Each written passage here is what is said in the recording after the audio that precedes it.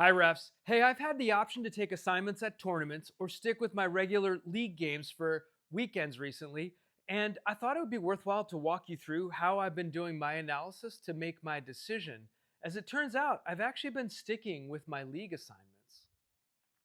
All right, folks, we'll start by looking at what's probably the most prominent category, and that's going to be pay. So, first point of reference, I prefer to be a center. I'm not a fan of being an AR.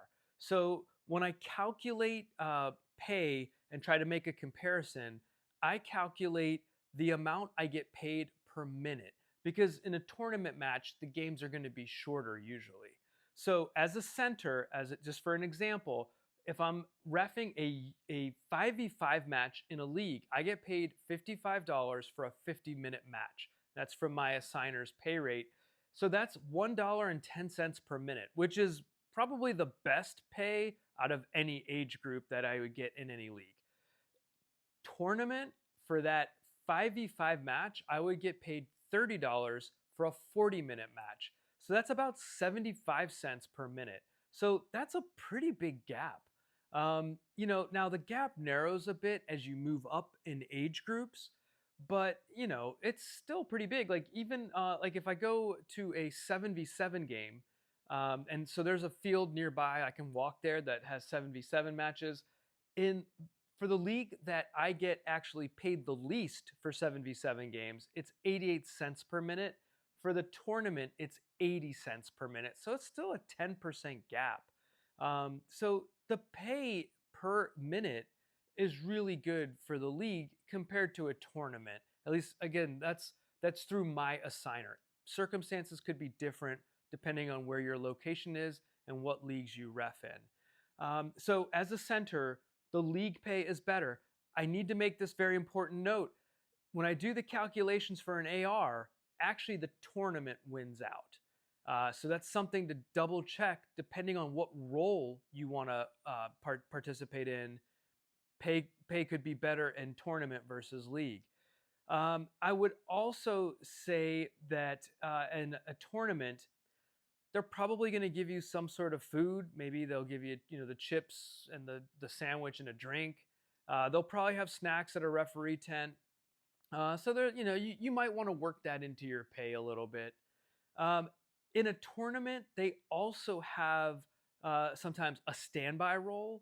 And so, if you're one of those that just want to go to a referee tent and hang out for 20 bucks an hour, play video games, whatever it is, just in case you're needed, that's an option that you have in tournament play. You could pretty much get paid for just showing up and doing nothing. And so, for me personally, though, preferring to be a center ref, the league is a much better option.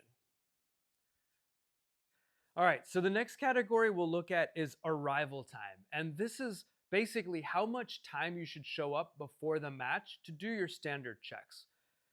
For the league, I've gotten pretty good and streamlined at my check in procedures.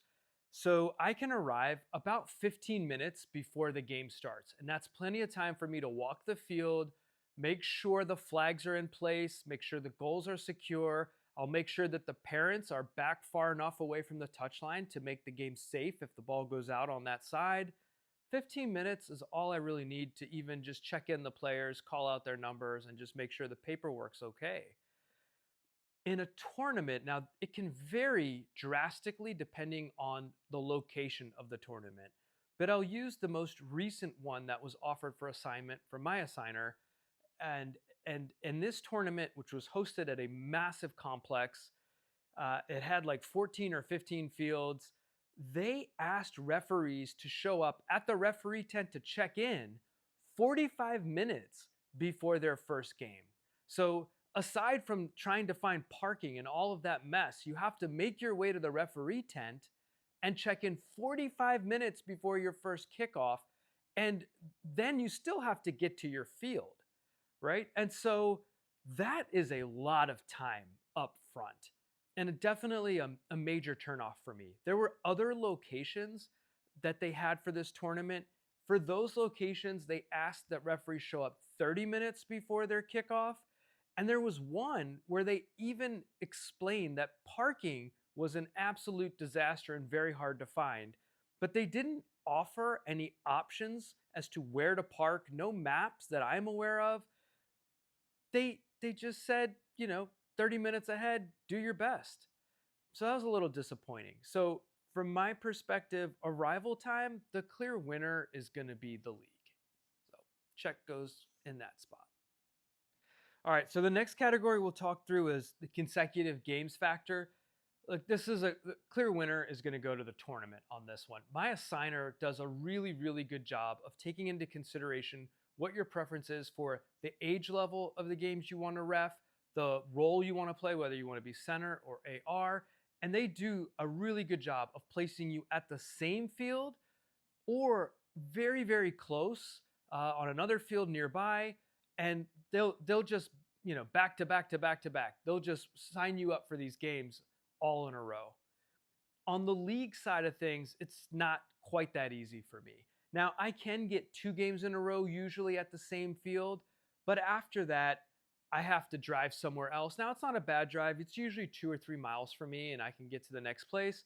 But I understand there's a lot of teenagers, maybe they don't drive, and having those long those games in succession at the same place is really a big positive. So I'm going to go consecutive games. Certainly, the tournament will have the advantage there. I think having these consecutive games warrants another key point that's really more about pay. Um, with these tournaments, at least those provided through our assigner, they pay cash at the referee tent. So if you want to get paid right away, the tournament's the way to do it. With the leagues, now there are some exceptions where you might get paid cash at the field, depending on whether you're a center or an AR and what club or league it's in. But for the most part, we're paid through the league, and usually it's halfway through the season, and then again at the end of the season. Maybe it's, depending on the league, it might just be once at the end of the season.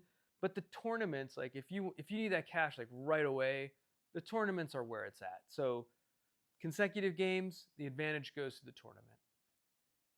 All right, refs. So the next category is going to be uniform requirements. If you've seen any of my other videos, you probably know that it is a big pet peeve of mine when assigners force us to pay big bucks for the official equipment.